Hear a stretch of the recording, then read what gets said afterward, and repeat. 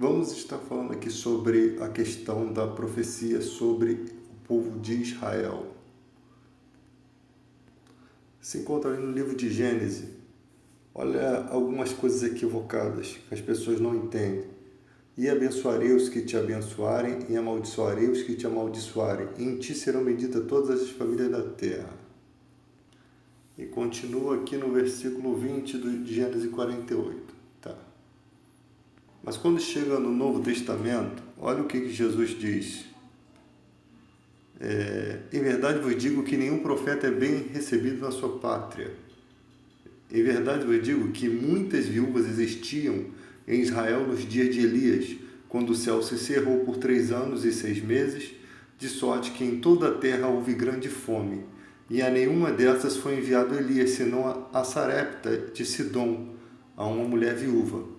E muitos leprosos haviam em Israel no tempo do profeta Eliseu, e nenhum deles foi purificado senão Naamã, o Ciro.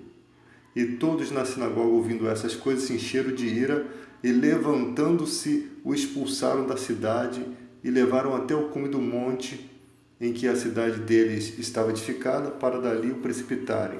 Ele, porém, passando pelo meio deles, retirou-se.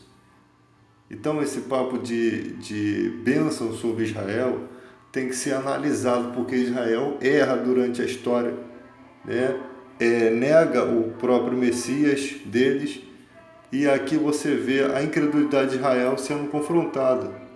Então nós vemos aí o presidente da República indo a Israel, né, dando uma exclusividade a Israel, baseando-se nessas promessas, quando Jesus, na verdade, joga tudo por terra ali. Entende? E é uma questão de... Você percebe, né, nas questões de fé, que não há acepção de pessoas para se fazer o bem, né? Não há um país que você tem que escolher para fazer o bem. Tem que fazer o bem a todas as pessoas. Usar a diplomacia com todas as pessoas, né? Com todos os países. Eu vou dar exclusividade de Israel, porque tem uma promessa bíblica sobre Israel, e isso daí não é verdade. É muito fácil pegar um texto isolado, tá? Então aqui você percebe que Deus estava abençoando os inimigos de Israel, né? Naamã era rei da Síria, né? Era um dos reis da Síria, não, Naamã era um centurião, né, da Síria,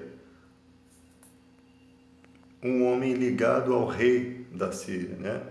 Um homem poderoso que Deus tinha, pelas mãos de Naamã, feito com que ele vencesse muitas batalhas, mesmo ele sendo o povo inimigo de Israel. Ou seja, quando o povo de Deus começa a pecar, a se inclinar para a idolatria, se afastar dele, o que Deus faz?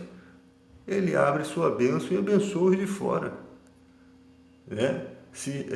O propósito de Deus era fazer com que Israel fosse uma bênção para as outras nações, que as outras nações pudessem observar que eles eram abençoados por Deus e desejassem esse Deus. Por isso que existia um prosélito, que era a pessoa que não era judeu, mas se convertia ao judaísmo, se tornava o prosélito da fé, um gentio que se converte ao judaísmo.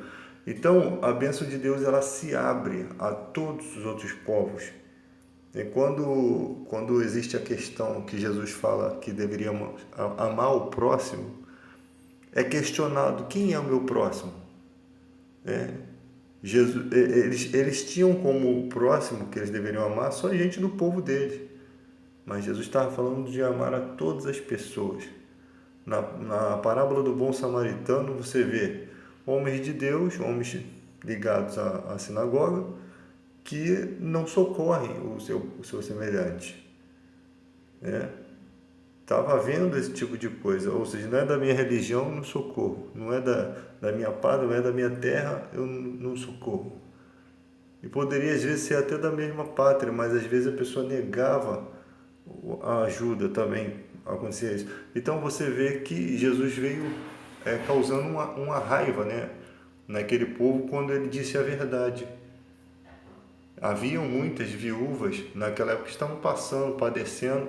Na época haviam muitos leprosos na época do profeta Eliseu, em Israel, né, no povo de Deus, que deveria receber as bênçãos, mas Deus não enviou a cura a ninguém, não enviou o profeta para curar ninguém, a não ser Naamã, que era leproso, que era do povo da Síria. E também, da mesma forma, quando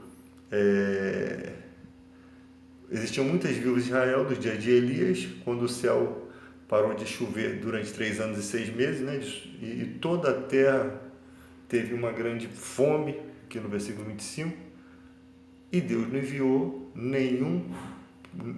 enviou o profeta Elias, o profeta que ele levanta na história, senão a Sarepta de Sidom, a uma mulher viúva, também fora dos territórios do, do povo escolhido, né?